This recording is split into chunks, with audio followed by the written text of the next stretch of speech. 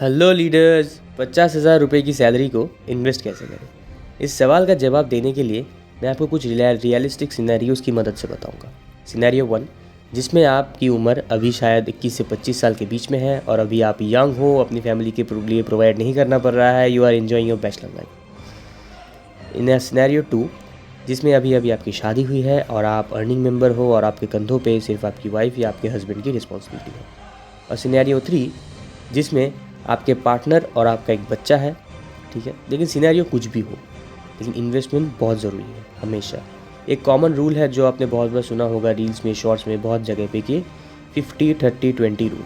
इसके हिसाब से आप अपनी मंथली सैलरी का 50% अपने नीड्स में दोगे, 30% अपने वांट्स में दोगे और 20% इन्वेस्ट करोगे। लेकिन मैं आपको एक अलग अप्रोच दूंगा जिसमें आपका जो इन्वेस्टमेंट है, अमाउंट है, वो कम तो होगा, लेकिन धीरे धीरे, शिद्दत से, डेडिकेशन से, स्टडीली आप एक बहुत बड़ा अमाउंट क्रिएट कर लोगे। इसमें मैं आपके इन्वेस्टमेंट नॉलेज के बारे में कुछ एज्यूम कर लेता हूँ कि आपका इन्वेस्टमेंट नॉलेज ज़ीरो है, आपके पास ज़्यादा फाइनेंशियल नॉलेज नहीं है, ना ही मार्केट का नॉलेज है और ना ही आपके पास टाइम है। एज अ प्रोफेशनल आप बहुत बिजी रहते हो, आप अपने काम में बहुत ज़्यादा टाइम देते हो, तो आपके पास उतना टाइम भी नहीं है कि आप इन सब में जाए, इन सब के बारे में सीखें, ठीक है। तो मैं एज अ कंसल्टेंट आपको सलाह दूंगा। और अगर ऐसी फाइनेंशियल एडवाइजरी वीडियोस देखना है तो अभी के अभी चैनल को सब्सक्राइब कर लीजिए। I want to hit 500 subscribers very very badly, so please help me get that. आते हैं फिर इसमें, मैं मान लेता हूँ कि आपकी सैलरी 50,000 है। अब आपकी सैलरी कुछ भी हो, ठीक है, आप ये रूल फॉलो कर सकते हैं जैसे मैं बताऊँगा, लेकिन एग्जाम्पल के लिए मैं 50,000 सैलरी को लेता हूँ, ठीक है। चाहे आप किसी भी सिनेरियो से बिलोंग करते हो, ऐसे इन्वेस्ट करोगे तो बहुत सारा पैसा कमा लोगे। तो मेरा जो रूल है वो है 60-14-10-16 रूल। उससे पहले ये जो आपका सैलरी का अमाउंट है उसमें मैं थोड़ा इंक्रीमेंट भी देता हूँ, ठीक है। मतलब मैं मान लेता हूँ कि साल में आफ्टर एवरी ईयर 5 से 8% तक का इंक्रीमेंट मिल रहा है आपको। और अगर आप जॉब चेंज करोगे तो बहुत ज़्यादा हाइक हो जाता है, उसका तो अलग है, लेकिन इंक्रीमेंट भी पकड़ के चलते हैं।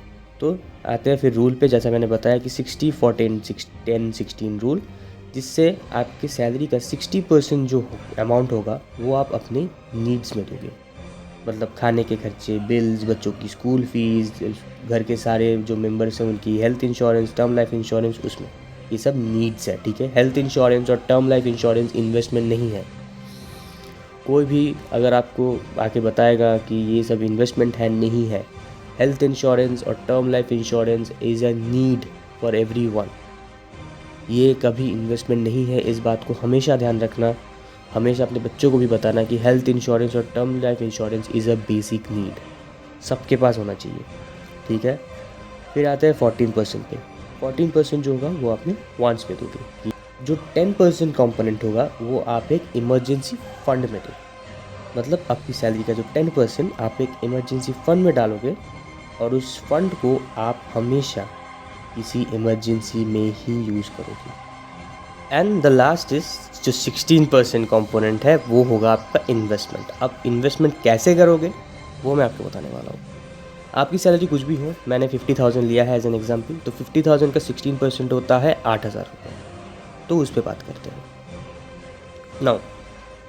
इस 8,000 रुपये का, अब हाँ एक चीज़ मैं बता दूँ, ये जो 16% जो इन्वेस्टमेंट, आपका जो इन्वेस्टमेंट अमाउंट निकलेगा उसका, अगर आपके पास फाइनेंशियल नॉलेज है, आपको मार्केट की नॉलेज है, you know all this things, how the market works and everything, आप एक ट्रेन फाइनेंशियल एनालिस्ट हो या फिर कोई भी हो, आपके पास नॉलेज है, तो आप उसको कैसे भी इन्वेस्ट कर सकते हो अपने हिसाब से। आपके पास बहुत से ऑप्शंस आते हैं, इक्विटी, स्टॉक्स, बॉन्ड्स, बहुत कुछ आता है, मनी मार्केट भी आता है, अगर आपके पास फाइनेंशियल नॉलेज है तो, अगर आप में फाइनेंशियल लिटरेसी है तो। लेकिन यहाँ पे मैं बात कर रहा हूँ किसी ऐसे इंसान की जिसके पास नॉलेज नहीं है और वो मेरे पास आया है सलाह मांगने, मी एज ए कंसल्टेंट उसको सलाह दे रहा हूँ। जो आपका जो इन्वेस्टमेंट अमाउंट होगा उसका 40% आप डायरेक्ट इक्विटी स्टॉक परचेज करोगे और 60% आप एक SIP करोगे। नाउ मतलब 8,000 रुपये का 40% ऑफ 8,000 3,200 होता है और 60% 4,800 होता है। लेकिन उसमें से कुछ प्रॉब्लम हो जाता है, इसलिए मैंने होल नंबर्स लिए हैं ताकि मैं कैलकुलेशन मेरा बेटर हो। तो इस 8,000 रुपये का जो 3,000 रुपये है उसमें से आप डायरेक्ट स्टॉक घर परचेज़ करोगे, बहुत से ऐप्स है मार्केट में उससे। और हाँ, ऐसे ही एक्सपेरिमेंट के लिए कोई भी स्टॉक परचेज़ मत कर देना, क्योंकि आपके पास ऐसी कोई नॉलेज है नहीं। मेरे से पूछोगे तो आप खरीदोगे निफ्टी 50 लार्ज कैप टॉप 100 जो है उसमें से जो टॉप 10 कंपनीज़ है उसके स्टॉक्स खरीदोगे हर महीने, ठीक है। एल से ITC, टाटा मोटर्स और कोई भी एक फार्मा स्टॉक। ना फार्मा स्टॉक क्यों? क्योंकि फार्मा स्टॉक्स जो होते हैं, फार्मा कंपनी के स्टॉक्स जो होते हैं वो मार्केट से नेगेटिवली रिलेटेड होते हैं। नेगेटिवली रिलेटेड होने का मतलब है कि जब जब मार्केट नीचे आता है फार्मा कंपनी के स्टॉक्स ऊपर जाते हैं, और जब जब मार्केट ऊपर जाता है तब तब उसके स्टॉक्स नीचे आते हैं। तो इसीलिए आपके पोर्टफोलियो में फार्मा स्टॉक्स होना बहुत ज़रूरी है, ताकि जब जब मार्केट डाउन हो भी गया तो भी आपका पोर्टफोलियो जो है वो बैलेंस आउट हो जाएगा। तो और हाँ, एक बात याद रखना कि आपका जो फार्मा जो स्टॉक होगा वो आपके टोटल इक्विटी परचेज़ का 30% होना चाहिए, उससे ज़्यादा नहीं होना चाहिए। ये हो गया 3,000 का। बाकी 5,000 या फिर 60% जो अमाउंट है उसका बात करते हैं। इसके आप करोगे एक SIP। इसमें करोगे Nifty 50 large cap index fund, और ये SIP का जो अमाउंट है वो आप हर साल 10% से बढ़ाओगे। अब सिर्फ 10% से ही नहीं, आप 20%, 30% से भी इंक्रीज़ कर सकते हो, 40-50% से भी इंक्रीज़ कर सकते हो। वो डिपेंड करता है कि आप में कितनी क्षमता है और आपका इंक्रीमेंट कैसा है, और आप अगर जॉब चेंज करो तो वो सब चीज़ें।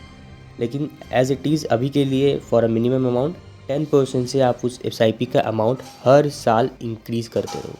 तो ये इंक्रीज़ क्यों करोगे? क्योंकि इसके चलते आप जो एब्सोल्यूट अमाउंट होगा, मतलब 20 साल, 30 साल, 40 साल, अगर अभी आप यंग हो तो 40 साल पकड़ के चलते हैं, तो 40 साल बाद जो अमाउंट आएगा वो बहुत बड़ा आएगा। इसको समझाने के लिए मैं आपको एक एक्सेल शीट पे लेकर चलता हूँ। अगर इस एक्सेल शीट को आप ठीक से देखोगे तो यहाँ पे मैंने 10 साल के हिसाब से मैंने ये रिटर्न्स निकाले हैं, और मैंने रिटर्न पकड़ लिया है 8% every year on an average. तो ये अमाउंट देखिए, पहले साल का जो अमाउंट है वो है 5,000 रुपये, 12 महीने के लिए, मतलब 1 साल के लिए टोटल इन्वेस्टमेंट रिटर्न के हिसाब से। और जो नेक्स्ट ईयर है उसमें मैंने 10% इंक्रीज़ किया है, मतलब 5,500। थर्ड ईयर में 6,050, फोर्थ ईयर में 6,655।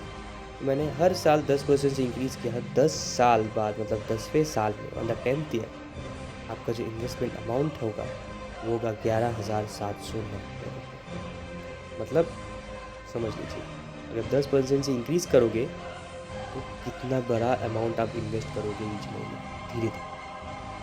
तो अगर आप रिटर्न्स को देखें तो आपका जो एब्सोल्यूट इन्वेस्टमेंट रिटर्न आ रहा है, टोटल इन्वेस्टमेंट रिटर्न, वो आ रहा है 9,56,245 रुपये।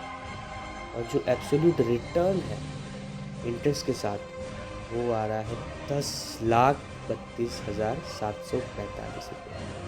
मतलब हर एक साल आपने 1,00,000 रुपये सेव कर लिया। अब आप सोचोगे कि 10 साल के लिए 10 लाख है, मतलब 20 साल, 30 साल, 40 साल के लिए 20, 30, 40 लाख। वो नहीं होंगे मेरे भाई, उससे ज़्यादा होंगे। क्यों होंगे?